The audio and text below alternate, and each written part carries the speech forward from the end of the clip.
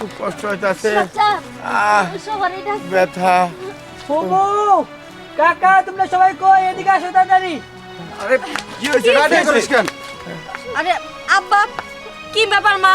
উকিল আনবার চাই আব্বার এমনি করে হুয়াই নিয়েছে। আব্বার আবার কি হইছে? মারে আর কইস না, উকিলের কাছে তো যাইতেছিলাম, হঠাৎ করে ওই দিঘির পার জঙ্গলের মধ্যে তোর বাপের সাপে কামড়াইছে।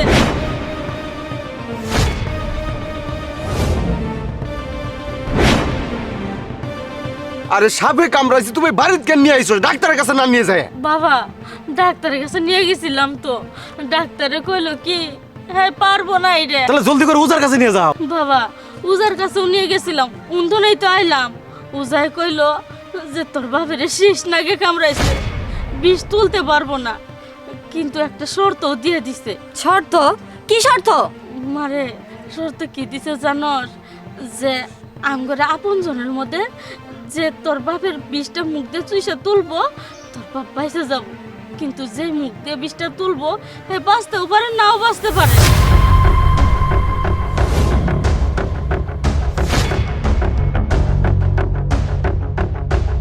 তাইলে মা তুমি এখনো দেরি করতেছো কেন? তাড়াতাড়ি বিষটা তুলো, আব্বা বাইসে উঠলেই তো ভালো হয়। না না বাবা, আমি তো বিষ তুলবার পাবো না, আমি তো করে মা ওর বউ, আমি কেমনে তুলবো? বিষ তুলবার লাগবো ও তোরা তো রক্তের, তো করে তিনজনের মতন একজনের। শিশির বাবা, তুই তোর বড় পুলা, আমার বড় পুলা, বংশের প্রদীপ, তুই তুই বিষটা তুল না, তুইলে তোর বাপের জীবনটা বাঁচা। মা তোমারে দেখে মাঝে মধ্যে আমার সন্দেহ লাগে, তুমি কি আমার আপন মা নাকি সৎ মা? যদি আপন মা হইতা তাহলে তো নিজের সন্তান রে খুন করতে পারত না, তুমি তোমার রীতিমতো খুন করতে চাইছো মা। ও মা, সামনে আমার ভবিষ্যৎ আছে, আমার একটা মায়া, আমি যদি মরে যাই মা, আমার মায়াটার কি অবস্থা হবো? আমি বাপ হয়ে আমার সন্তানের কথা চিন্তা করি, কত কত খারাপ লাগে। আর তোমার খারাপ লাগে না মা? ও বুঝছি, তুই তাহলে বিষ তুলে দিবি না তাই না? আচ্ছা ঠিক আছে মা। কবিতা, তুই তো আমার একমাত্র মাইয়া, তোরে তোর বাপে খুব ভালোবাসে, কত যত্ন করে তুই তোর বাপের বিষটা তুইলা জীবনটা বাঁচাস না। এই মা, তুমি এটা কোন ধরনের কথা কইলা? হ্যাঁ, তোমার কথা কি হইলো? কোন দিক দিয়ে কথা ঠিক কইলা? তুমি তুমি তো ঠিক কথা কইতে পারো নাই। আচ্ছা মা, তোমার কি আক্কেল জ্ঞান কোনোদিন হইব না? তুমি আমারে বিয়ে দিয়ে দিছো, আমি অন্যের বাড়িতে সংসার করি, আমি এখন আব্বার বিষ তুলে কি নিজে মরবো নাকি? তাছাড়া আমার কি ভবিষ্যৎ নাই? আমার সন্তান আছে, তারও তো একটা ভবিষ্যৎ আছে। আমি আমার সন্তান সংসার ছাইরা এখনই মইরা যাই, পরে আমার সন্তানের ভবিষ্যৎটা নষ্ট হয়ে যায়, তাই না? বুঝছি, তুই তোর বাপের বিষ তুলবি না তাই না? ঠিক আছে বাবা রাসেল, তুই তো আমার ছোট বুলা, আমার বুকের মানিক, তোর বাপে তোর খুব ভালোবাসে, তুই তোর বাপের বিষটা তুইলে তোর বাপের জীবনটা বাঁচা। মা, এইটা তুমি কোন ধরনের কথা কইতাছো? তুমি একটা জীবন বাঁচাইতে চাই আর দুইটা জীবনের মাইরা ফেলাই দিতে চাইতাছো? আচ্ছা মা, তুমি কি ভুলে গেছো এই যে সামনে মাসে জমেলা লোকে আমার বিয়েটা ঠিক করছো? এখন যদি আমি আব্বারে বাঁচাইতে যাই, বিষ তুলতে যাই, যদি আমি নিজে মরে যাই, জমেলার কি অবস্থাটা হবো? একটা মেয়ের সাথে আমার বিয়ে ঠিক হয়ে আছে, বিয়ের আগে সে যদি বিধবা হয়, সারা জীবন কারোর কাছে বিয়ে বইতে পারবো না।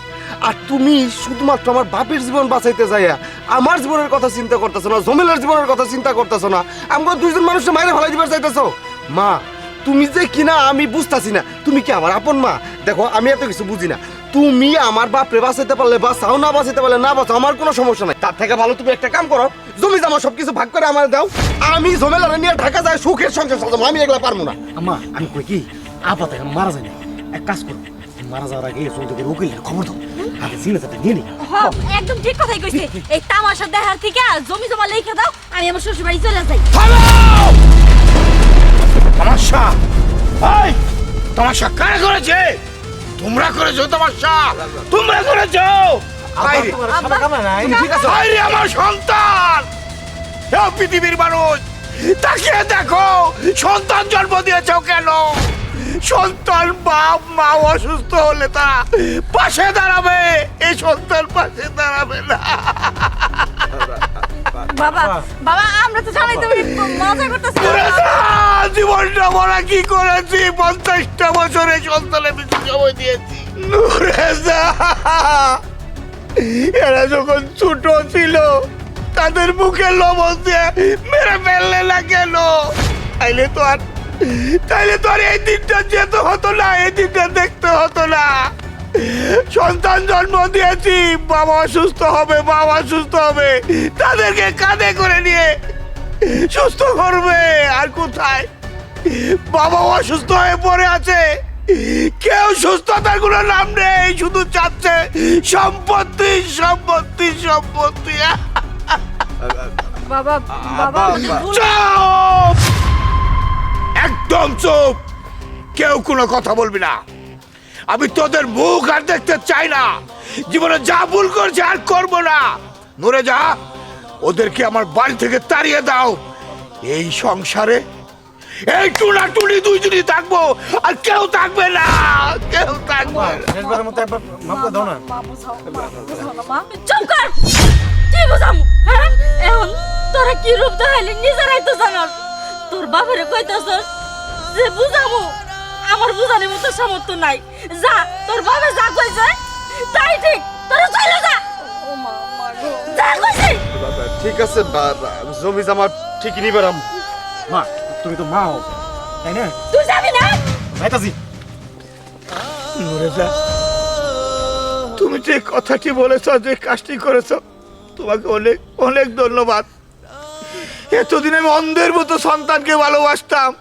আরে এই সম্পত্তি তো আমি মরে গেলে তোরাই পাবি, আমি বেঁচে থাকতি তোরা তোরা টেনে টেনে খাচ্ছি। চলো নুরেজা, চলো ঘরে চলো, ঘরে চলো।